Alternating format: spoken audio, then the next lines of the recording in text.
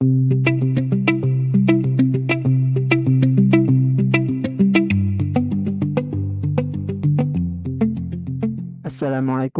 Kita lanjut ya pelajaran kita.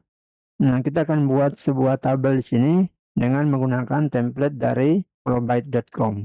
Jadi kita buka kembali flowbyte.com, kita cari yang untuk tabel ya. Kita ke blok, lalu kita bisa ke tabel. Kita ketikkan aja tabel. Nah, ini ya. Oke, ini advanced table.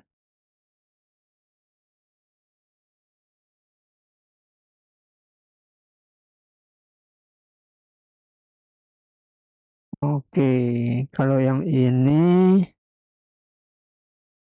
required flowbyte.js.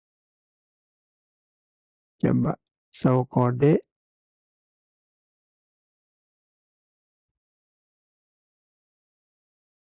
Oke, kita pakai yang atas saja ya. Oke, yang seperti ini saja ya. Oke deh, kita bisa copy. Ini copy kode, kemudian kita lihat tailwindnya. Oke, tailwindnya seperti ini. Ya, berarti kita sudah buat ya di video sebelumnya. Jadi kita ambil yang HTML saja nih. Oke, kita bisa paste di sini. Nah, tapi kalau kita paste di sini, kan nanti codingannya jadi banyak.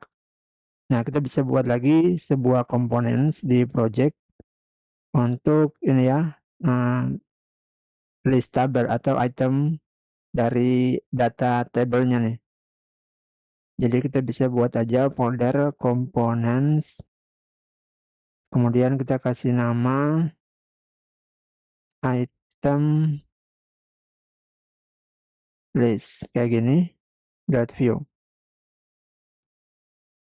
Oke, ini template. Lalu kita bisa paste di sini saja. Oke, seperti ini dulu ya. Kita simpan. Nah, ada yang error nih. Coba kita lihat bagian sini.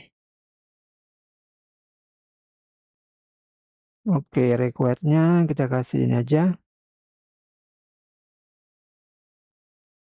Oke. Ya, nanti kita custom lagi ya tabelnya. Lalu kita lihat di project list view, kita kembali ke sini. Kita ambil import item list kayak gini from add pack project, lalu components, kemudian item list. Oke, sudah. Kemudian kita di sini kita pasang aja item list. Oke, kita simpan. Nah, kita bisa lihat. Oke. Ini ya. Sudah ada nih. Nah, tinggal kita custom lagi item listnya. Kita sesuaikan ya. Kita nggak usah pakai dulu yang search ya. Ini search-nya kita nggak usah.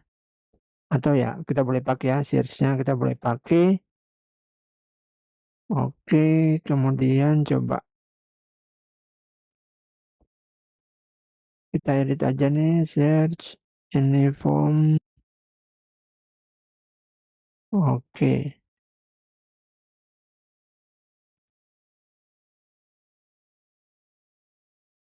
Div yang ini kita delete.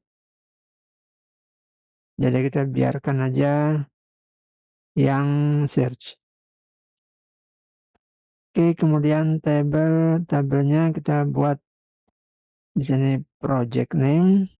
Lalu di bawahnya kita buat ini start tanggalnya kapan, lalu end,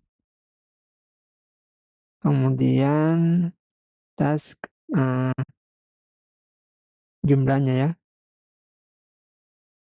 Jumlah teksnya ada berapa, kemudian action. Oke, action ya. Atau action nggak usah, kita biarkan aja gini. Oke, lalu tbody jadi td 2424. Oke, ini kita hapus.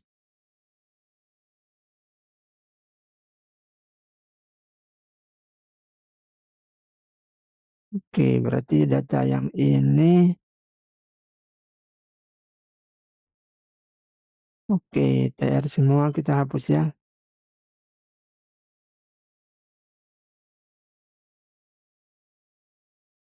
Oke deh. Nah, selanjutnya untuk nav-nya. Oke, ini yang untuk pagination. Ya, ini pagination ya. Kita nggak usah pakai dulu.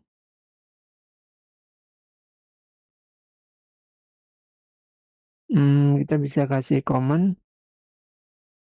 Oke deh. Kita simpan, kita lihat. Oke. Nah, tinggal kita buat dia punya luas agar dipakai semua ya. Coba MX Auto.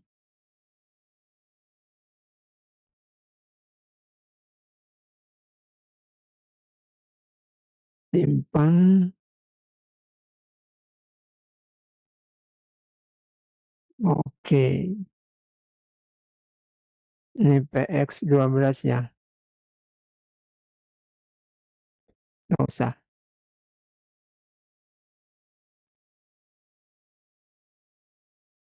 Nah, jika kita gunakan template dari Flowbyte, ya kita mesti ini ya, rajinnya ya, kita sesuaikan lagi template-nya kita nih. Nah, kita edit biar dia full ya. Jadi kita harus lihat satu-satu lagi untuk marginnya nih, mana yang kita pakai, mana yang tidak kita pakai. Oke, ini simpan.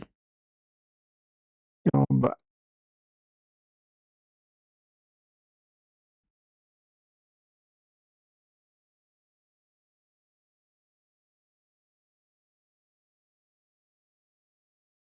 Oke, seperti ini boleh ya. Nah, kita matikan semua mengenai padding-paddingnya ya. Jadi ya intinya teman-teman sesuaikan aja desain mana yang bagus menurut teman-teman. Nah, selanjutnya kita buat agar kita bisa isi data ya sesuai dengan list project ini. Oke, kita ke codingan. Nah, kemudian di item list ini kita coba ya langsung kita ambil.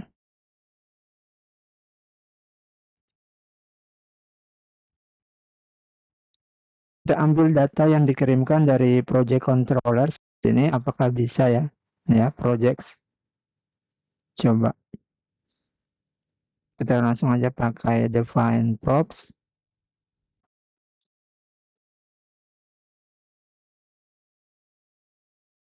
Projects ini object.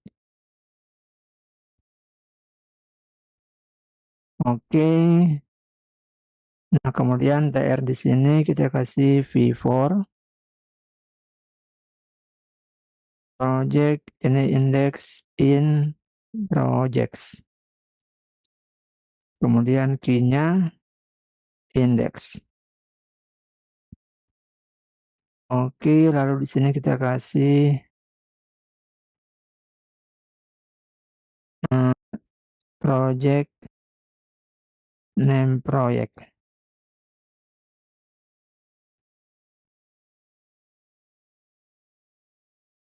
Project start.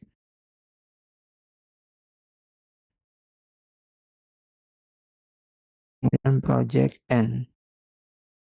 Nah, ini kita biarkan aja kosong dulu. Kita simpan. Nah, bisa dilihat dia nggak dapat nih. Jadi walaupun kita ke home dulu ya, kita text, oke, dia nggak dapat. Jadi define props ini, oke, projects, nggak ada nih. Kenapa? Karena project controller dia kirimnya projects data ini ke project list. Oke. Jadi kita bisa lihat ya. Kalau kita mau ambil projects yang ini, kan dari project controller dia kirim ke project list di sini. Oke. Nah, berarti kita bisa ambil dari sini. Dari file project list. Caranya bagaimana jika kita ingin kirimkan define props ini ke item list di sini ya, yang lewat sini nih. Nah, caranya kita bisa gunakan props, yaitu kita buat begini ya, titik 2. Kemudian ini projects. Oke, project ini ya. Propsnya di sini sama dengan projects. Jadi ini projects yang dari sini. Nah, biar nggak bingung, kita buat aja data project. Kayak gini. Lalu item list ini data project. Oke. Nah, lalu ini data project. Oke, kita simpan. Lalu project list ini kita simpan. Kita lihat. Oke, berhasil ya. Nah, jadi kita bisa buat lagi nomornya biar rapi. Kita ke item list.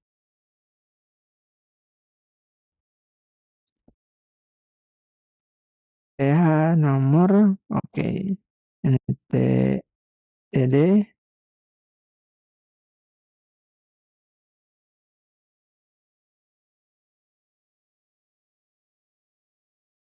Lalu kita buat indeks tambah 1. Oke.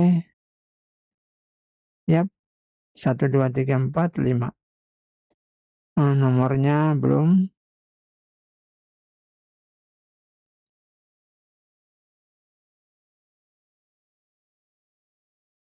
Ya, kelas. Oke.